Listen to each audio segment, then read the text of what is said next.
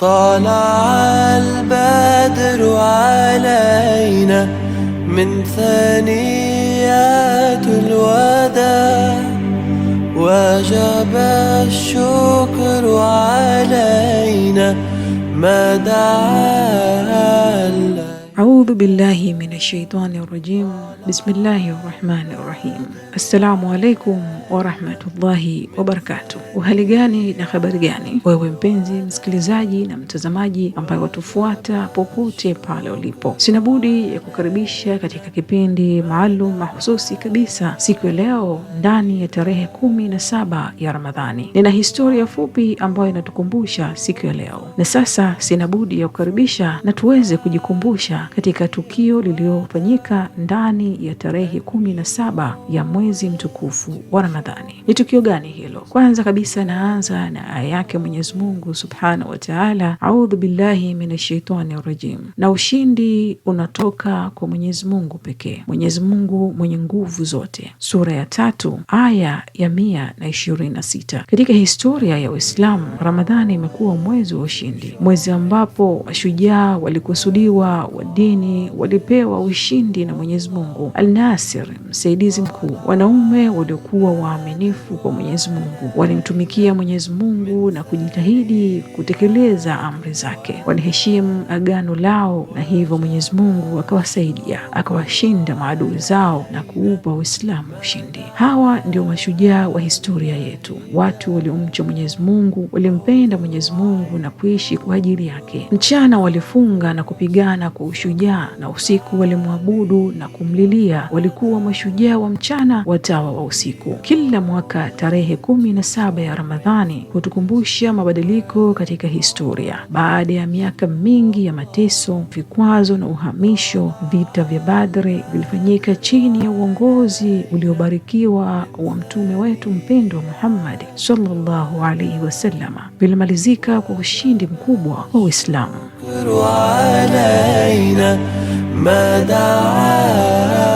Miaka 6 baadaye, katika Ramadhani 8 AH, mlango wa Uislamu ulipanuka kwa ushindi wa Maka, na katika Ramadhani 15 AH, Saad Abi Waqas radhiyallahu anhu aliwaongoza Waislamu kwenye ushindi katika vita vya Qadisiyya, akivunja mgongo wa milki ya Wajemi isiyoshindwa ambayo haijapata umaarufu tangu wakati huo. Hata baada ya kufariki kwa masahaba radhiyallahu anhu, Ramadhani iliendelea kuleta ushindi wa uaminifu. Mnamo 92 AH, Ziyadi kijana na mwenye tamaa alishinda rasi ya Alberia Andalus, akianzisha utawala wa Waislamu usiovunjika juu yake kwa karibu miaka 800. Karne kadhaa baadaye, katika mwaka 582 AH, Ramadhani ilithibitisha mwezi mzuri ambao vita vya Hitini ilitokea, ikifungua njia ya ukombozi wa Al-Qudus, Jerusalem, chini ya uongozi wa Salahuddin Al-Ayyubi. Hii ilifuatiwa na kushindwa kwa Mongolia mwaka wa 658 AH, chini ya uongozi jasiri wa Saifuddin Qutuz katika vita vya Ain Jalut. Wakati ule na sasa,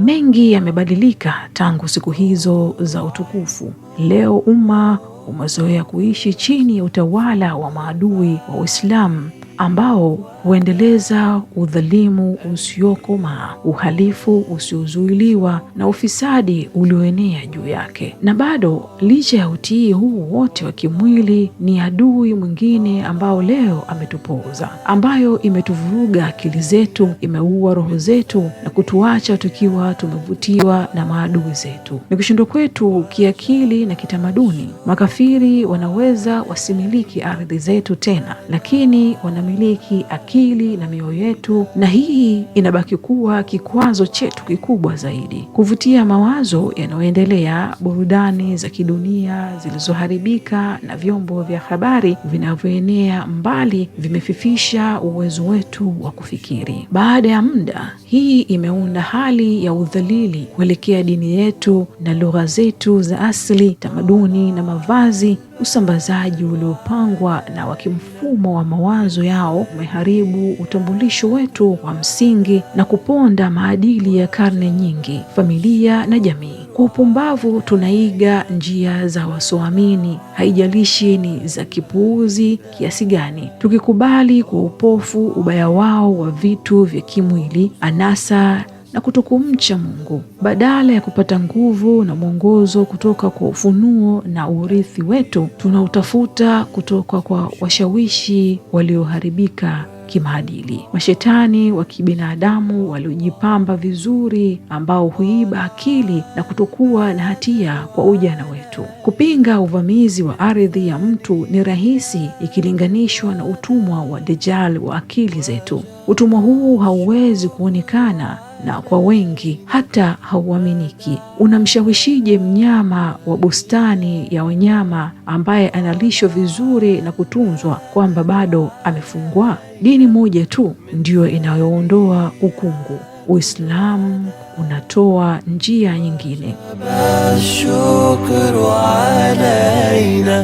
Kama waumini ni wajibu wetu kuishi kwa ajili ya Mwenyezi Mungu na kuanzisha dini yake duniani, badala ya kufuata kwa upofu kile ambacho utamaduni maarufu unatulisha. Tunapaswa kutafakari uharibifu ambao uyakinifu, anasa na uhuru vimesababisha katika hali za kisaikolojia, kijamii, kiuchumi na kiroho za wanadamu. Tunapaswa kujiuliza, ni maadili na kanuni gani tunazotumia tunapopitia mitandao yetu ya kijamii na channel za TV? Tunapaswa kuhisi na kutia moyo ndani yetu na katika ujana wetu hisia ya heshima, iza kwa zawadi ya ajabu ya Uislamu. Tunapaswa kuhisi upendeleo wa kupewa imani na kuogopa kwamba inaweza kuchukuliwa kutoka kwetu wakati wowote. Tunapaswa kujitahidi sana kutumikia dini ya Mwenyezi Mungu na kubaki imara katika vikwazo vyovyote vinavyokuja mbele yetu. Kwa kweli tulikuwa watu waliofedheheshwa zaidi kuliko watu wote. Mwenyezi Mungu alituheshimu na kutuinua kupitia Uislamu. Tukitafuta heshima kutoka kwa kitu kingine chochote isipokuwa kile ambacho Mwenyezi Mungu alituheshimu nacho, Mwenyezi Mungu atatufedhehesha.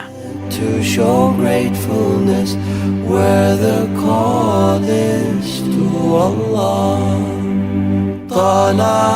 Umar bin Khattab: ushindi unatoka kwa Mwenyezi Mungu pekee. Akiamuru utolewe na ulimwengu wote ukaamua vinginevyo, sisi tutaupokea. Akiamuru usitolewe na ulimwengu wote ukaamua vinginevyo, sisi hatutopokea, na ushindi utakuja imani thabiti na ya dhati kwa Mwenyezi Mungu. Utakuja wakati umma utakapoamua kurudi kwa Mwenyezi Mungu kwa pamoja, kujitahidi kumtii na kuwa taa za haki, rehma na uadilifu. Masharti ya ushindi.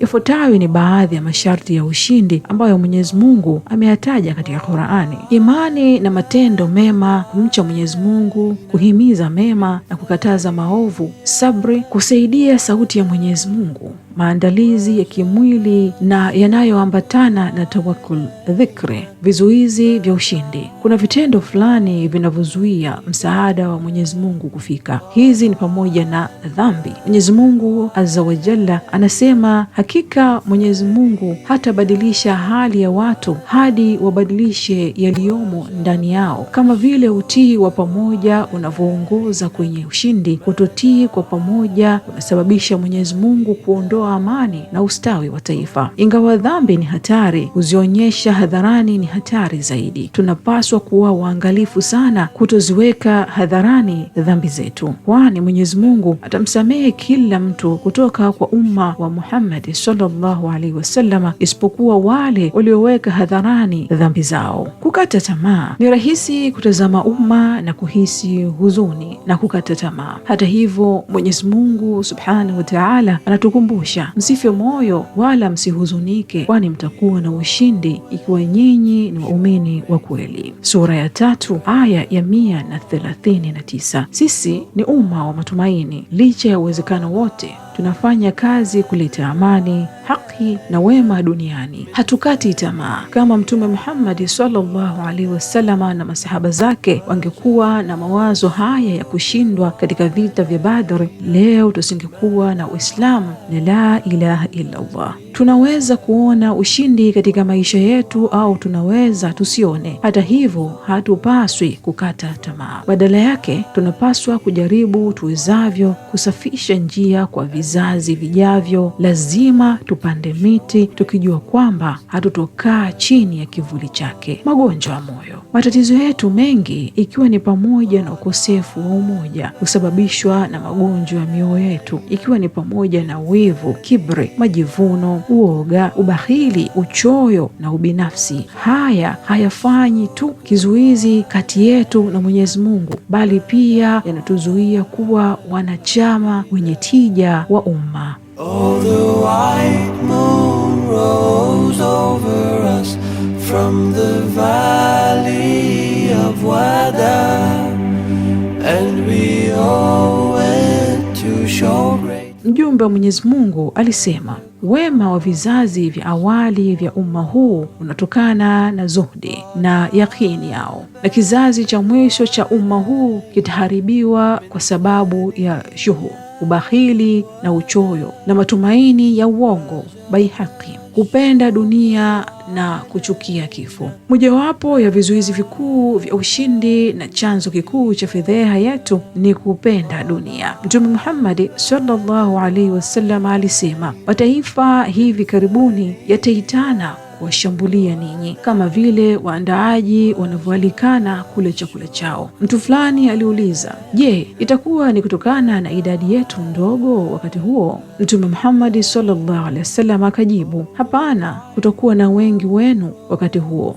lakini mtakuwa kama povu na uchafu wa mafuriko. Mwenyezi Mungu ataondoa kutoka moyoni mwa adui zenu hofu yao kwenu na atatia wahni mioni mwenu. Mtu mmoja aliuliza, ewe Mtume wa Mwenyezi Mungu, wahni ni nini? Mtume Muhammad sallallahu alaihi wasallam akajibu, kupenda dunia na kuchukia kifo. Imethibitishwa kutoka kwa Abu Daud.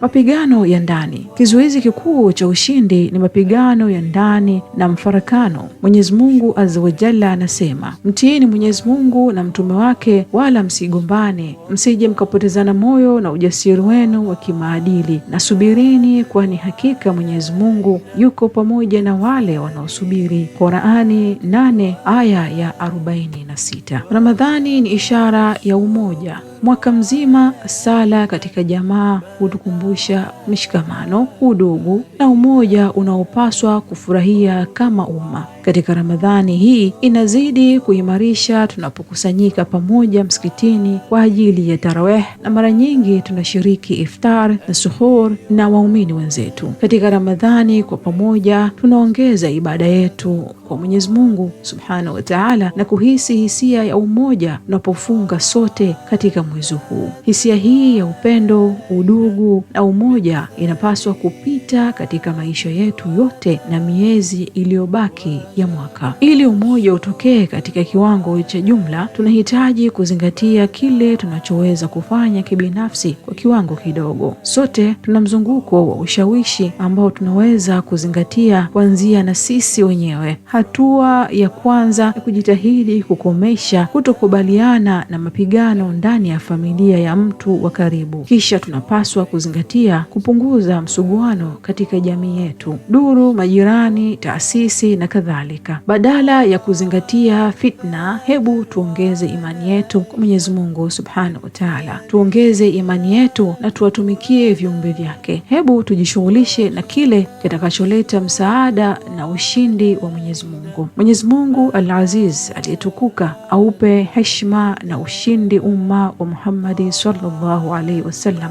Mwenyezi Mungu Al-Maula atulinde kutokana na madhara yote na atufanye tumtegemee yeye pekee. Na kufikia hapa sina budi ya kufikia tamati na kutia nanga. Nikushukuru sana wewe ambaye umeweza kuungana nami mwanzo mpaka hivi sasa. Mpaka nyakati nyingine, sina budi ya kutakia siku iliyokuwa njema yenye baraka tele na Ramadhani makbul, Ramadhani mubaraka. Wabillahi tawfiq. Wassalamu alaikum wa rahmatullahi wa barakatuh. Endelea kufuata vipindi vijavyo katika kituo chako hichi cha Khairat TV. Masalama. Call is to Allah. Oh, the